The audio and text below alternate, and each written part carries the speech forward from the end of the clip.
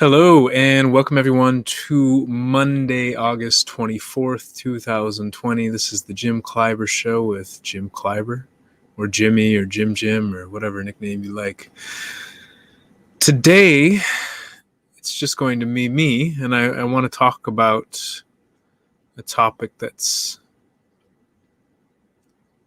been bugging me for a while. Bugging maybe is not the best word, but something that's been lingering in my mind and on my heart for a while. And it's about trust. And it's really the question, whom do we trust? So I was watching a hearing today about the Postmaster General in the House, U.S. House of Representatives, and them asking him questions about why the mail is slowing down, why the automatic mail sorters have been removed, about conflicts of interest and things like this. And many of those questions came from the Democrats. And then I listened to the Republicans ask questions, and not too many of them were questions, at least from what I interpreted. Many of them seemed to be statements saying that the Democrats are doing this for nefarious reasons. They're asking these questions because one woman maybe didn't win in the polls, or her race was close and she felt nervous about that or something. And I don't remember a lot of the details because I think what it was getting down to is that one side was saying, don't trust the Democrats. And the Republicans were saying, don't trust the Democrats. And then the Democrats were asking questions to the postmaster, basically trying to imply that they don't trust him and they don't trust what he's doing. And I think it so often comes down to, we talk about who we don't trust. I'm just really curious about whom do we trust? Because a few moments after that, or maybe around the same time, Donald Trump started his speech for the Republican National Convention. And in it, he talked about, hopefully winning for another 4 more years, and said, to maybe frustrate the Democrats, let's talk about 12 more years, and said it in a seemingly casual, sarcastic, joking tone. And I asked a couple friends on Facebook who support him, and they saw it as him joking and being sarcastic towards the Democrats to kind of get a rise out of them. Whereas I think some of my friends and family saw it more as Donald Trump throwing it out there as something to test. Ooh, maybe I could run for 12 years. I'm saying it in a joking manner, but I'm also planting it so that it may be an idea in people's heads and they get used to it. Bernie Sanders was on television talking about this and how we have a president that, and he also talked about, Trump was saying that the Democrats are trying to rig the election through the mail-in voting, and they're trying to rig it. There's going to be massive fraud, et cetera, et cetera. And Bernie got on and said that Bernie was worried that if Trump wins fairly, okay, he'll be elected. But if Trump doesn't win, then he'll just say that the election was rigged, and he'll still win anyways, and worried that he wouldn't necessarily leave office. So it seems to be a lot of conversation about who we don't trust. Bernie doesn't trust Trump. I don't really trust Trump. Actually, I don't trust Trump in many things that he does. And some other people completely don't trust the Democrats, or don't trust the scientists, or don't trust the police officers, or don't trust the younger black population, or don't trust the climate change scientists, or don't trust the doctors, or don't trust the elected officials, the politicians, or don't trust big business, or don't trust rich people, or don't trust poor people, or don't trust, et cetera, et cetera, et cetera. It seems so much of our discourse is just about who not to trust. Don't trust these people. I have friends who were, as they were growing up, parents told them, never trust anyone. And I just thought, what a miserable way to live life, to not trust people.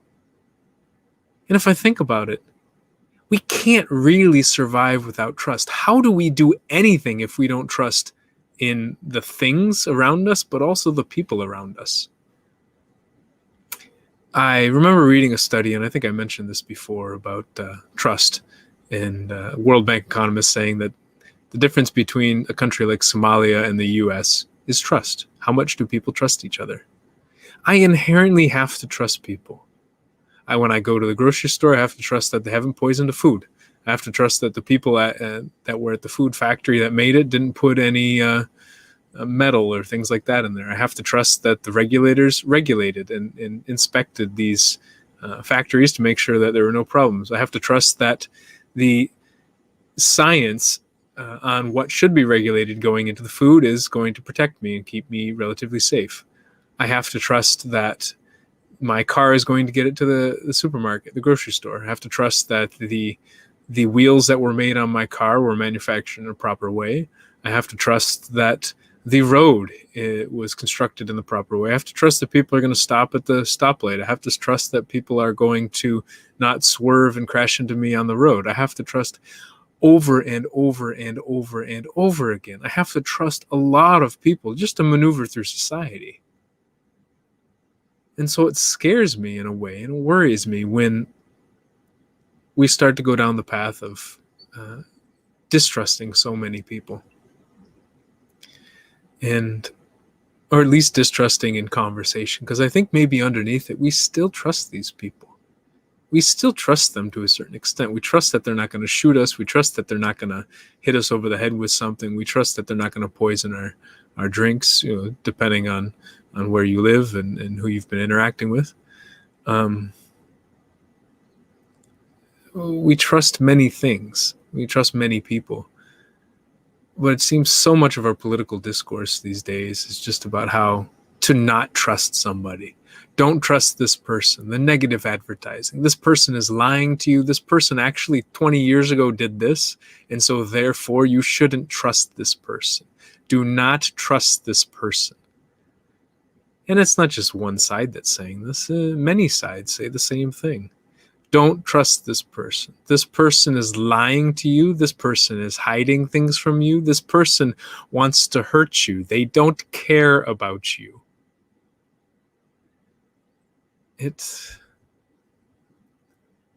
I don't want to live in a world like that where people are constantly telling me and I'm telling other people to not trust each other. Now here's the trick though. There are benefits to not trusting people. The benefit is that we don't get hurt.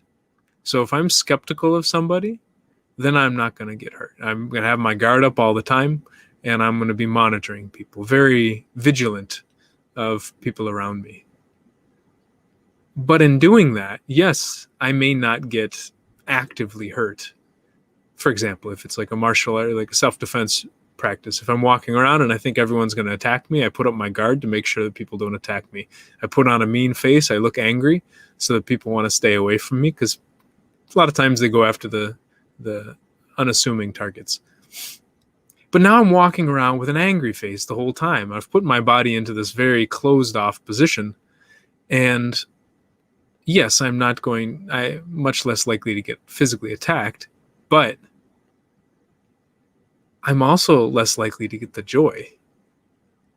I'm also less likely to have people come up to me and say hi and have the pleasant interaction with strangers and connect with the kid or joke about what's happening with the weather or what's going on with the transportation. Just these small moments of human connection are much less likely because I'm worried of the moments of disconnection, the moments of hurt and pain. And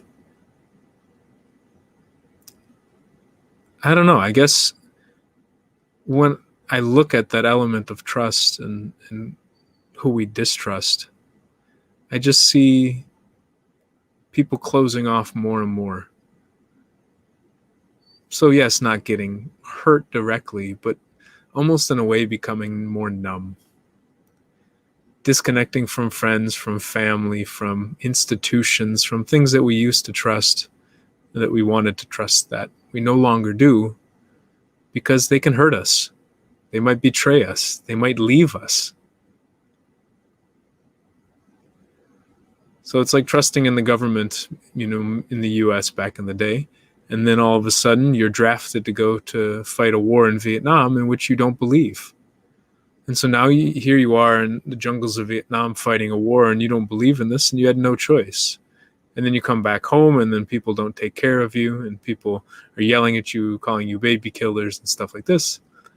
And so I can see it as making sense why someone would lose trust in the government. The government screwed me over. The government betrayed me. I cared about them. They don't care about me. Look, it's obvious. They sent me over there to die. I lost some of my best friends over there.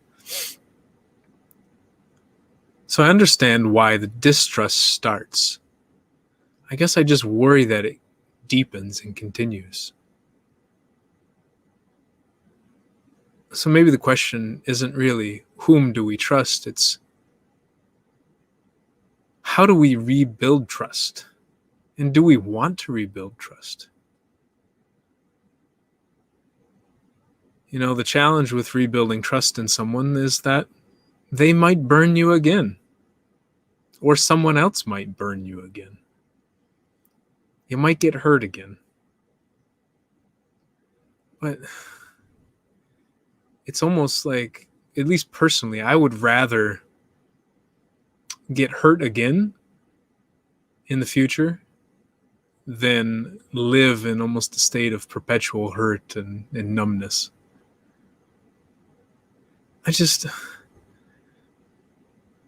Ironically, it hurts me so much to watch some of these hearings, especially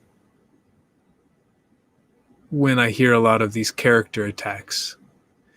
This person did something, and therefore this person should not be trusting. They are lying, they're cheating, they're rigged, they're crooked, they're It's like, what? Please stop telling me to stop trusting people.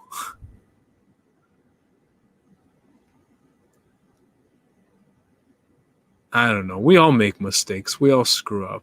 Scientists screw up. And yes, sometimes scientists have agendas. Politicians screw up, and sometimes they have agendas.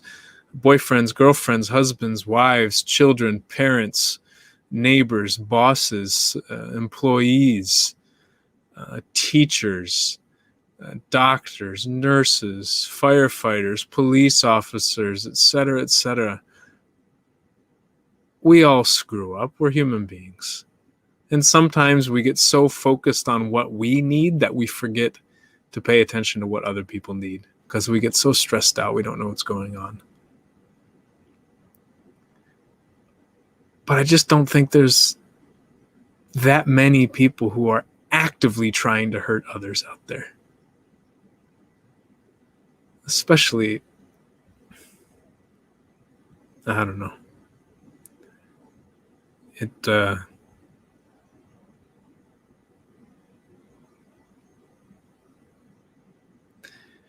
Maybe it's not so much the fault of us as individuals. Maybe there's some challenges in terms of the environments we've created. For example, to rebuild trust, I believe, often requires apology and forgiveness. And the U.S. justice system is not very built for apology and forgiveness. It likes to punish. It doesn't seem to be so much based on reconciliation and rehabilitation, but much more as an eye for an eye type punishment retribution system. And while that may stop the person from committing the pain to others, it doesn't necessarily teach them, and it doesn't necessarily rebuild the trust and the relationship between the two people. But maybe that's it. Maybe we're so focused on preventing the violence and the pain that we care more about preventing the pain than we do about building the relationship. And this can really expand into many directions. I mean, I remember watching a movie called Garden State. It was probably 15 years ago or more, 20 years ago when I watched the movie.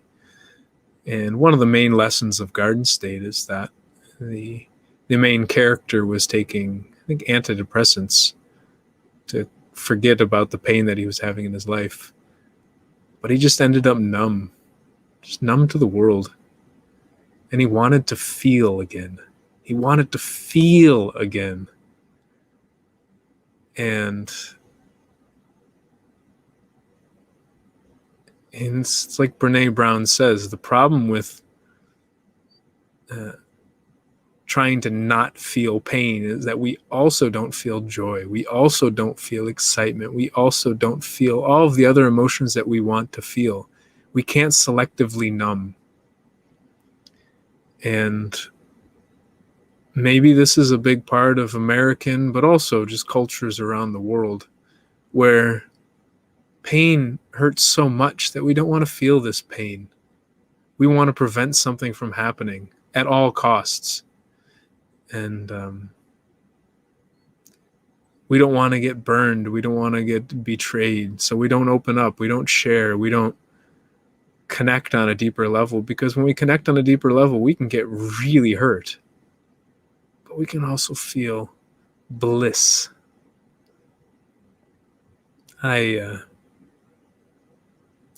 mean, I'm saying all this to you not as a person who has figured this out or mastered this, but as just another human being that's trying to dance through this life and figure out, what's the purpose and how to explore life and stay in the game, And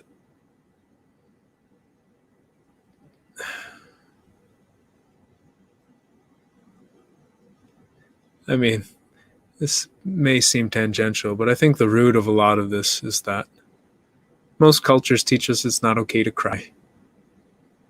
Sadness is bad. Stop crying. Man up. Move on. Don't worry about it. It's not a thing. It's okay. Pick yourself up, etc., etc.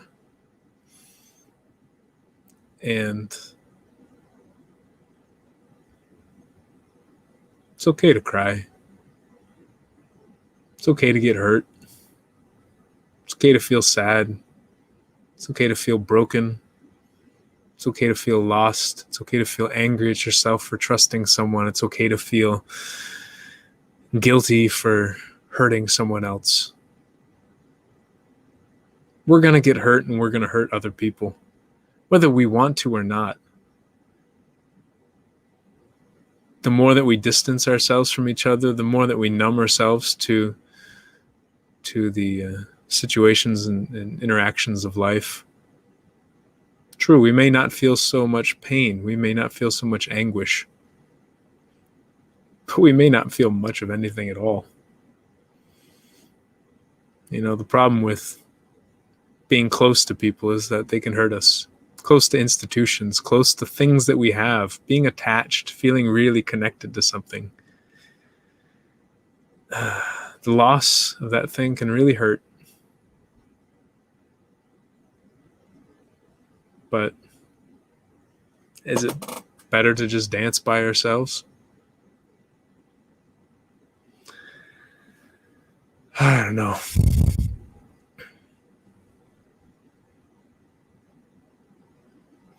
In a way, it baffles me that so many people would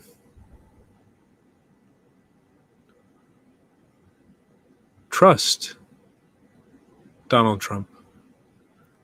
And you can probably tell that I don't trust too much as I say Donald Trump. I don't say President Trump.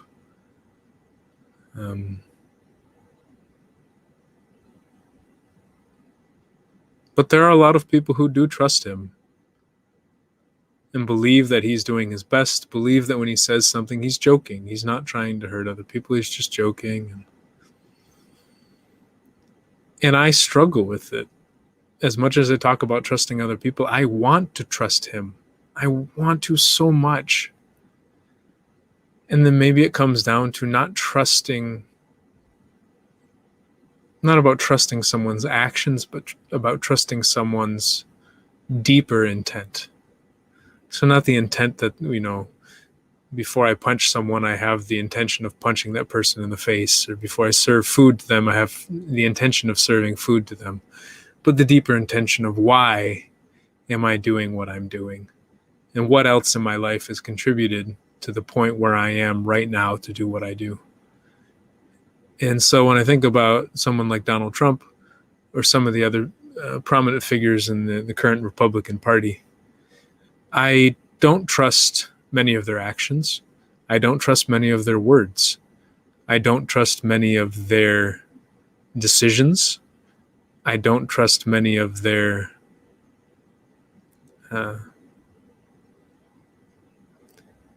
ways of presenting themselves in communication.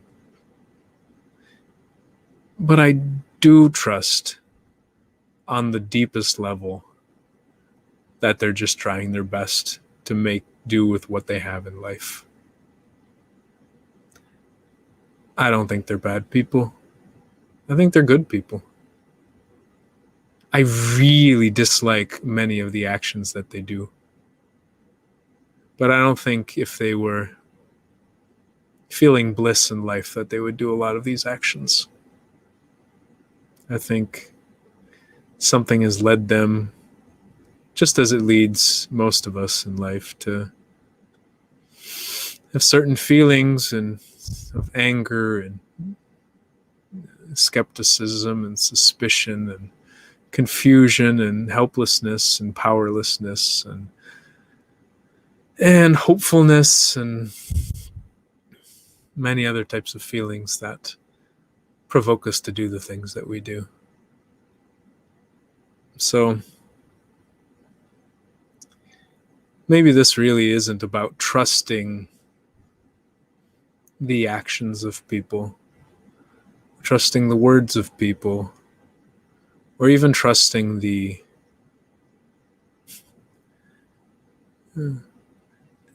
surface intentions of someone.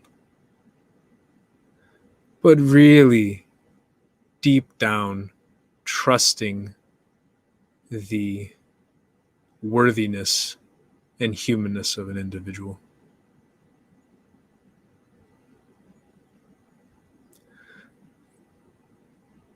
No matter how angry I'm going to get, and I know I'm going to get very angry in the next couple months when it comes to the election and some of the things that the people in the Republican Party are doing, I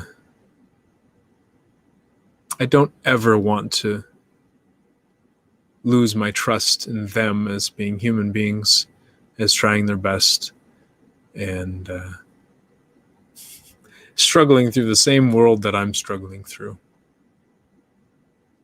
Now, does that mean I want them in certain positions? No.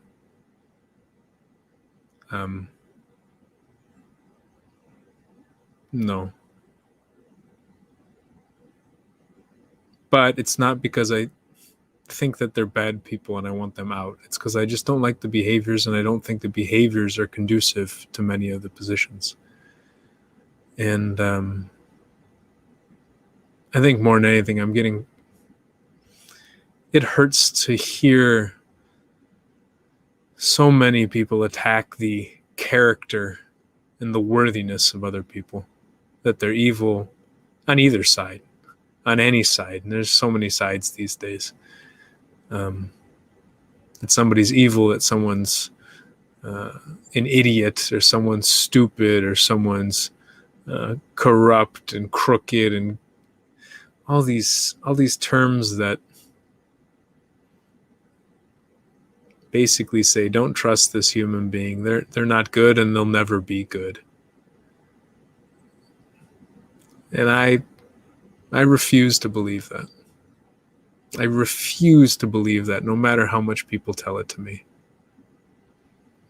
And some people get very angry because I refuse to believe that. They say, yeah, like almost everyone's good, except there's a couple bad apples. There are these thugs, or these crooks, or these riffraff, or these whatever term you want to use to say that someone is not a good person, that someone doesn't care about other people. I don't know. I think we're in a time in American history in a world history where we have the internet making conversation and communication explode on an exponential level. And we're not used to having so much conversation. We're not used to so much of our stories and our human successes, but also failures and mistakes being shared with the world. We're not used to perfect memory. We're not used to things that we did 10, 15, 20 years ago still coming to light. And not even things that we did publicly, things that we did privately 10, 15, 20 years ago, still influencing people's beliefs and interactions towards us. I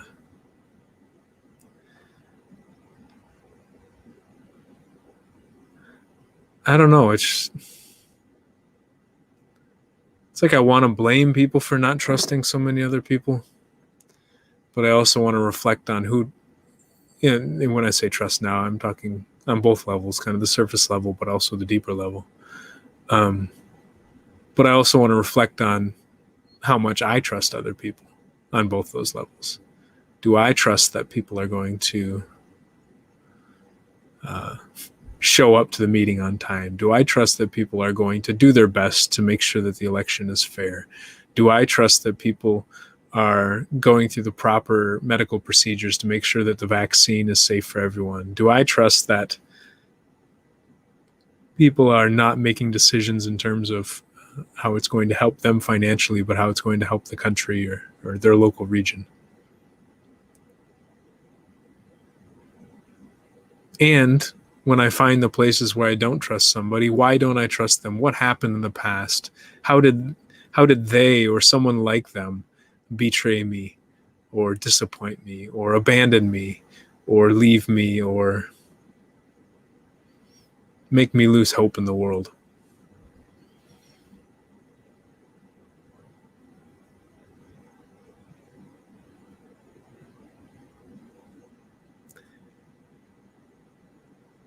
I think very often I'll look at politicians and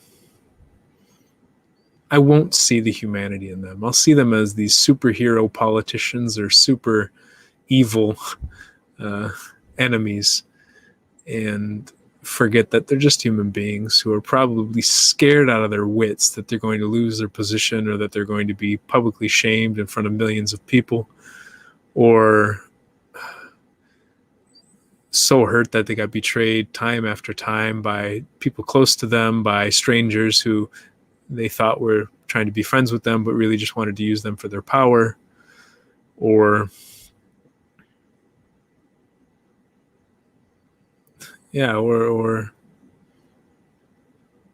or so many things. I don't know.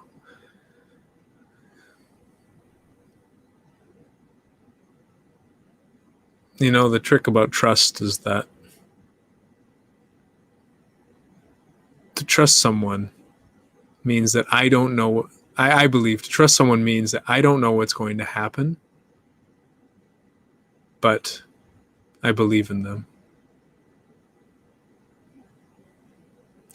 And that key principle being I don't know. To trust someone, in my opinion, there has to be uncertainty, doubt, unknown aspects.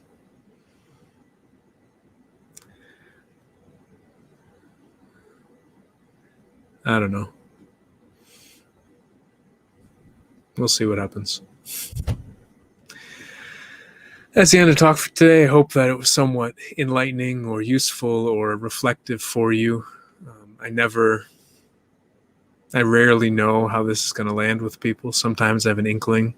Other times I am clueless. And so to come back on the element of trust, I am sitting here with my crazy curly hair and hoping and trusting that this will be useful for some people. And for others, maybe it'll make them angry. For others, maybe it'll make them confused, excited, proud, who knows. You know, some people won't have any emotional reaction to it. I guess that's just trusting that people are going to feel things and they're going to feel what they need to feel based on what's going on with their life, and trusting that I'll be okay and that you as well will be okay.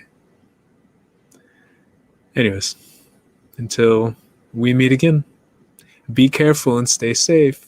Oh, shoot. No, it's be careful and have fun. There you go.